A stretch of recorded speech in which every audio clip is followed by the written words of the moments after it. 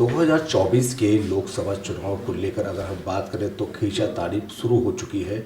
इस विषय में हम बात करेंगे। हमारे साथ एमएलसी हैं रामचंद्र प्रधान जी, जो कि भारतीय जनता पार्टी के बहुत सीनियर और वरिष्ठ और काफ़ी लंबे समय से जुड़े हुए हैं। बात करते हैं सर, चूँकि तैयारियों को लेकर अगर हम बात करें तो मोदी जी की जो लहर थी वो अब आज भी बरकरार है, लेकिन विपक्ष जो है इस लहर को बता रहे हैं कि ये ख़त्म हो चुकी है। आप क्या कहें? देखिए, जो 2024 का इलेक्शन है, ये लहर नहीं सुनामी है। इस पे कहीं कुछ बचा नहीं है।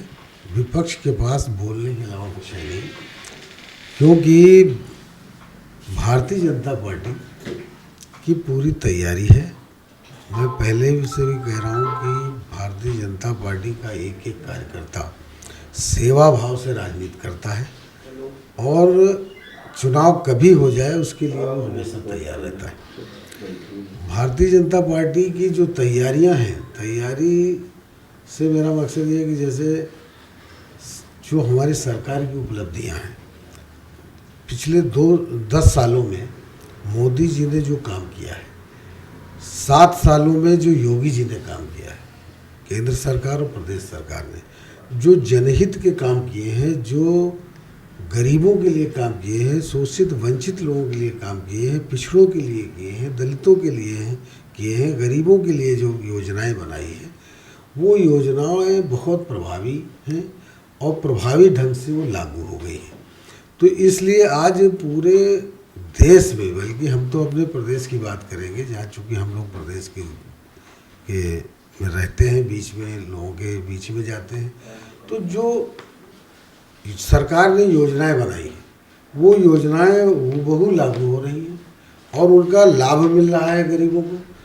तो पूरी तरह से भारतीय जनता पार्टी के साथ है, पूरी तरह से लोग मोदी जी के साथ हैं, इसमें कोई संशय नहीं है। विपक्ष के पास बोलने के अलावा कुछ भी नहीं है।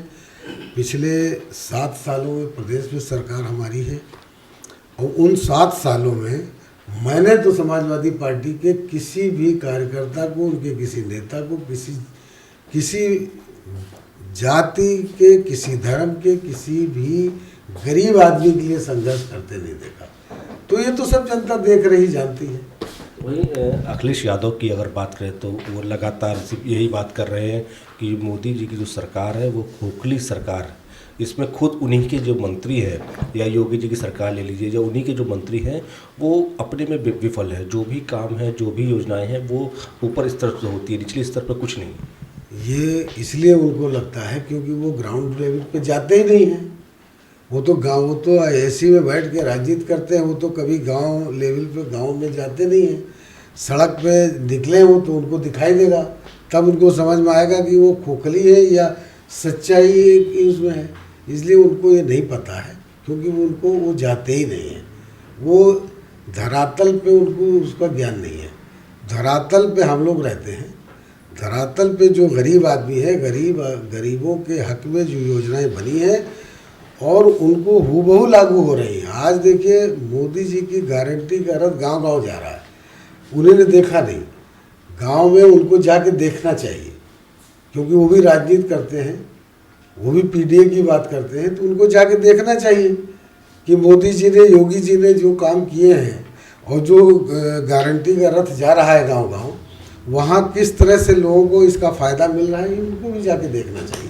पीडीए की बात कर रहे हैं तो उन्होंने ये भी कहा कि पीडीए के लिए साथ लेकर हम पूरी जितनी भी सीटें हैं सब अपने ही सीटें कब्जा करेंगे उस पर, और चूँकि जो हमारे जो जीतने का जो भी संभव प्रयास है वो सब पूरा करेंगे, यानी सभी सीटों पर जीतने का दावा कर रहे हैं। अभी तो इन्होंने किया था ना, अभी विधान परिषद की चुनाव हुआ है, उसमें 3 कैंडिडेट इन्होंने चुनाव लड़ाए थे।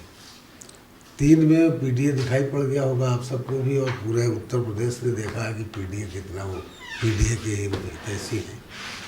3 कैंडिडेटों में कौन कौन थे तो हमें बताने की जरूरत नहीं, लोग जानते हैं। अच्छा, उन्होंने चुनाव में रविदास मल्होत्रा, आर.के. चौधरी को उतारा है। आर.के. चौधरी तो काफ़ी पुराने हैं, बसपा में रहे हैं, तो उसको लेकर क्या कहेंगे? ये कैंडिडेट क्या कितना टक्कर दे पाएंगे? देखिए, उनके कैंडिडेटों के बारे में मैं क्या कहूँ, मुझे टिप्पणी नहीं करना चाहिए।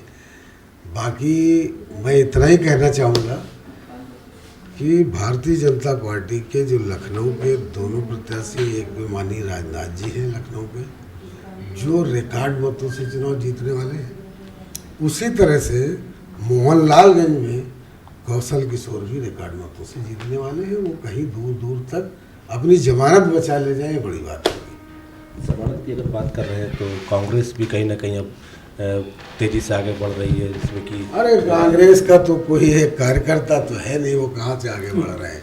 एक कार्यकर्ता तो कांग्रेस का रह नहीं गया, अब कहाँ से वो आगे बढ़ रहे हैं। तो ये तो हवाई बातें हैं, कोई उसमें दम नहीं है बातों में।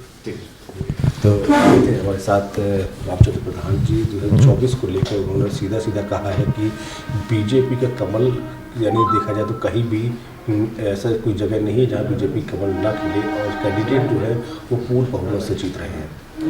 वीडियो जर्नलिस्ट विशाल के साथ देवेंद्र प्रताप, प्रभात साक्षी न्यूज़, लखनऊ। अगर आप भी लेना चाहते हैं देश दुनिया की तमाम जानकारी तो आज ही सब्सक्राइब करें हमारे चैनल को। साथ ही नीचे दिए बेल आइकन को जरूर दबाएं ताकि हर अपडेट आप तक पहुंच सके।